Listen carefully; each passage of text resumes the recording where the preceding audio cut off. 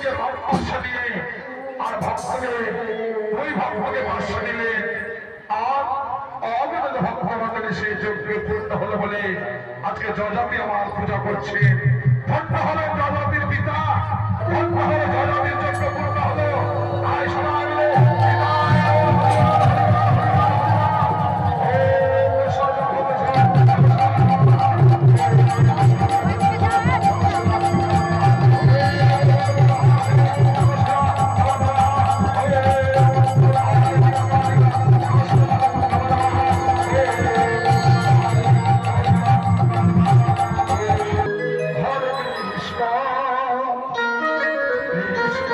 Krishna